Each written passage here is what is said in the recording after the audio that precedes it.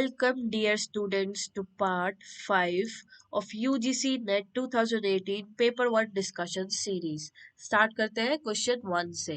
University and university level institutions are categorized into central universities, state universities, private universities, deemed to be universities, institutions of higher learning, civil sector institutions.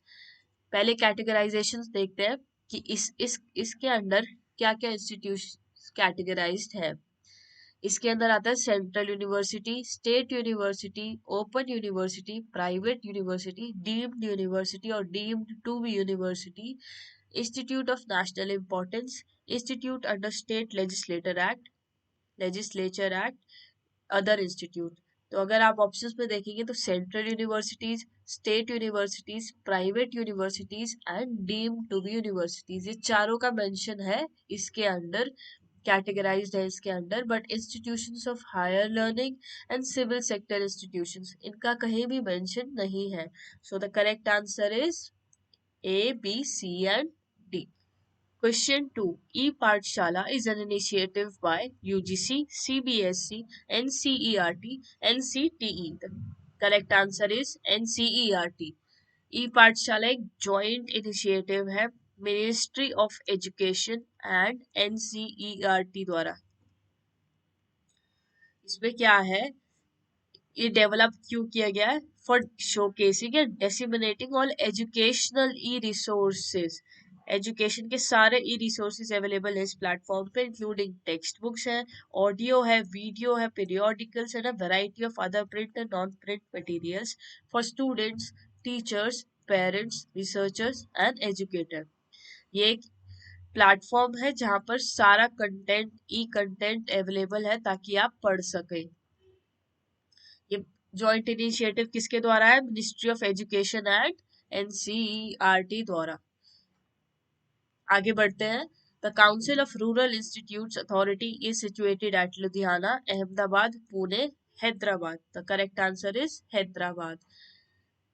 National council of rural institute, ये अक्टूबर 1995 को establish हुआ था. Is an independent body which is funded by HRD department of government of India.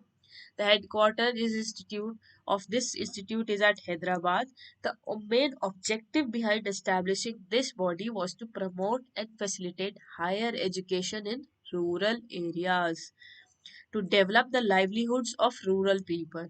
The institute aims at educating the rural people following the path shown by Mahatma Gandhi and his revolutionary concept, namely नई तालीम. ये rural areas में एक initiative है ताकि वहां के लोग डेवलप कर पाए लाइवलीहुड्स, ठीक है, पढ़ के अपना एक लाइवलीहुड डेवलप कर पाए. और महात्मा गांधी की रेवोल्यूशनरी कंसेप्ट नई तालीम को ये फॉलो करता है. आगे बढ़ते हैं. Question 4. In 1948, under whose chairmanship a university education commission was set up to reconstruct university education in India? Sardar Vallabhbhai Patel, Professor P.C. Joshi, Dr. S. Radhakrishnan, Dr. Vikram Sarabhai. The correct answer is Dr. S. Radhakrishnan.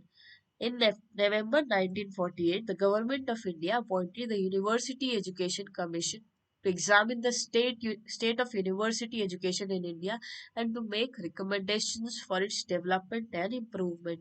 1948 में government ने appoint किया था university education commission को, जिसका काम ये क्या था कि एग्जामिन करे कि यूनिवर्सिटी एजुकेशन की क्या कंडीशन है उस टाइम पे, और रिकमेंड करे